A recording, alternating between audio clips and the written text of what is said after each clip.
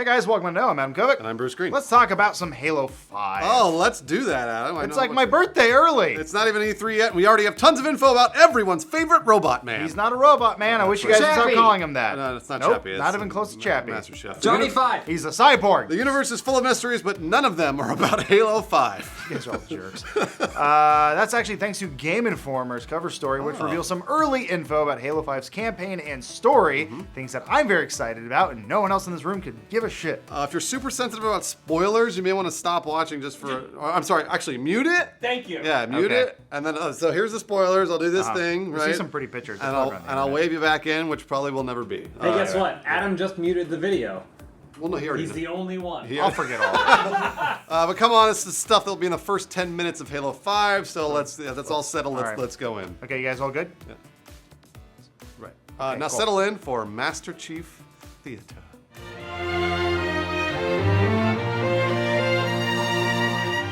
Anyway, so the main thrust of the story involves the UNSC officially declaring Master Chief AWOL. What does that mean? Absence without official leave. Thank you, I Lawrence. think that's what it is. I hope that's what it. So explain that, Lawrence. What's happening? Well, I mean, it's a serious problem in the military. If you just book it, like without them saying you can go, you're AWOL, and then they will hunt you down. So presumably that's not what happened to Master Chief. But you know, Adam, you got some theories about this. Apparently, the UNSC wants to get Chief out of the way. They want to remove him, so they just declare him AWOL. So he is a deserter, so they can go kill him. If you remember at the end of Halo 3, they basically declare Master Chief dead, even though Spartans never die, that sort of thing. Shut up. So the idea was that the Master Chief was a martyr, and he represented something like the Spartan 4 program, where they basically all look up to this godlike person who's like, hey, look, he died for us to be here. Right. And with him coming back, it complicates the narrative. Yeah. So it'd be easier for the UNSC just to wipe him out. That makes more sense. And now he's AWOL and on a lamb.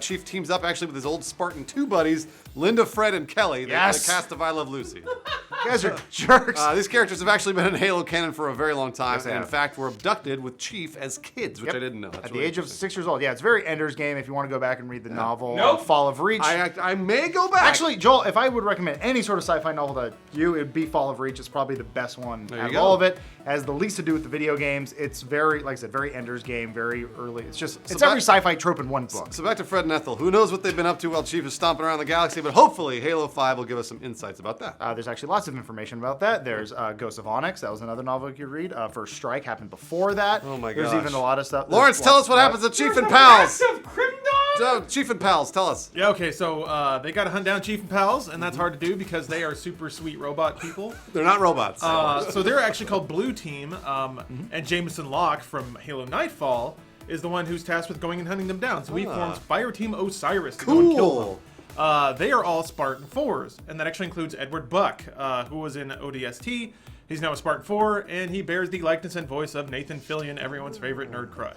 It's actually not even Bear's likeness. It is Nathan Fillion. It is Nathan It's Fillion, his face. They actually did a before and after what he looked like in ODSC. It looks like now it's like that's his. It's night and day. That's his head. So it sounds like you'll alternate playing between Chief's crew and Locke's lowriders, and that each playable character will have a unique loadout. Cool. That's pretty cool. Yeah. It actually makes sense with the characters, Fred, Linda, and Kelly, that they all had different abilities. One was faster, one's a better sniper, and one's just like an all-around good character. Let me get this out of the way. Are the Spartan 4s better than the Spartan 2s because the number is higher? No, not at all, actually. Spartan 2s are old school. They're better. All right. They're the originals. They're better. Spartan lower 4s, number better like technically, golf. the Spartan 4 should be better, but they don't deserve it. No, they were just given it. Wait a minute, hold on. That's subjective. That's not No, objective. Spartan 2s earned it. Why? Am I getting abducted? Well, no, you see in the earlier part of the program, Spartan 2s, most of them washed out. Anyway, it sounds like Fire Team Osiris will have unique abilities as well. An article from IGN mentions that Locke has an ability called the Artemis Tracking System, or ATS, that points out alternate paths through levels. Lawrence, what the hell are they talking about? I have no idea. It sounds like at least the level design has multiple paths through it, kind of a more old school Halo, which we're hoping for. Yeah. You know, as the Halos go on, they've gotten a little more linear, which is not necessarily a bad thing, it's just a little different.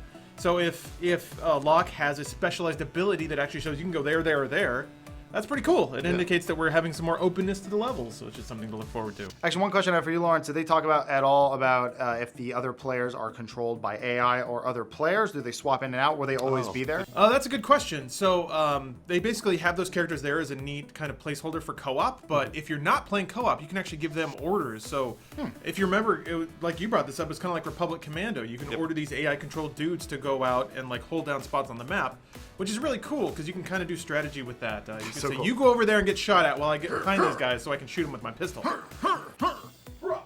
Republic Commando is one of the greatest games ever. The problem with that is when you tell co-op dudes to go around and they get killed while you're playing and it's like game over, this other dude got killed, that can be a little frustrating. So we're curious how they're going to work around that.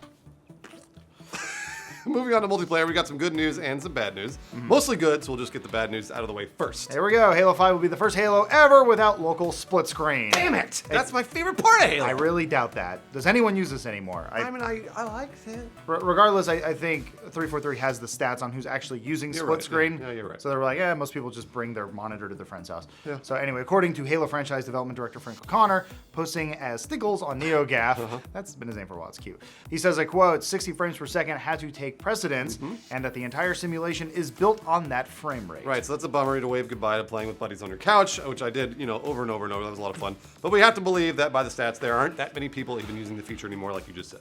Halo 5 will also offer more online freebies as well. Also revealed in Game Informer's cover and reported by GameSpot, Halo 5's DLC maps will all be free. Thank you, Witcher. That's really great. So that includes 15 free downloadable maps in addition to the more than 20 that are to ship with the game. Holy shit, 35 free maps. That's great. I love that. That's good stuff. Well, you're paying for the game, so it's not exactly free. Yeah, correct. That's true. But they didn't have to provide all those maps. I appreciate that. According to the article, 343 is giving out this content to avoid dividing up the player base. Thank you. This makes us wonder, if they're giving out the maps, what will they be selling? Yeah, unless 343 Industries is cool not having any kind of paid DLC, there's got to be some kind of money hook in the game. Yes. It makes more, for years, since Halo 3, they've been having customizable Spartans. This is true. I'm okay with selling hats. That's fine. It's cosmetic. It doesn't affect the game. Yeah. From what we've seen already in the alpha, or I guess the beta build or whatever Yeah. of the multiplayer, it's pretty balanced.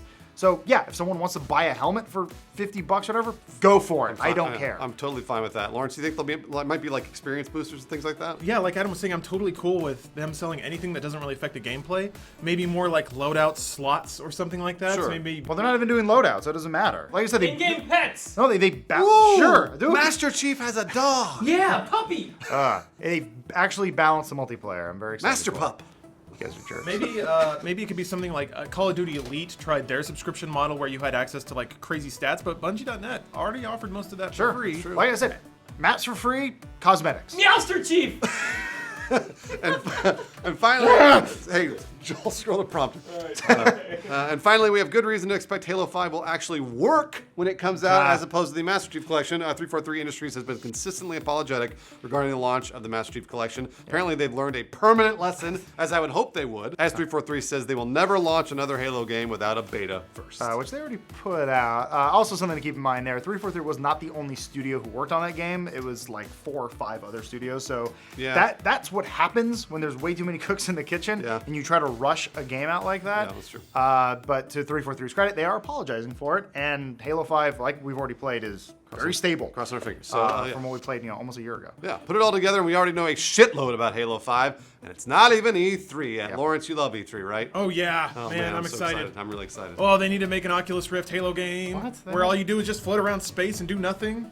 What? That sounds like fun. Why Master Chief, Why does it though? have to be Halo? E3. With Master Chief and Master Pup. Yeah, you can be Master Pup. You can put on your little Oculus Rift and be the Master Dog. Either way, E3 is around the corner. I'm hoping to see some gameplay. I don't know what else they're going to reveal. They've got to. Yeah. I'm sure there'll be single player games. Sure. What about a little pet fish and you call him Master Bait?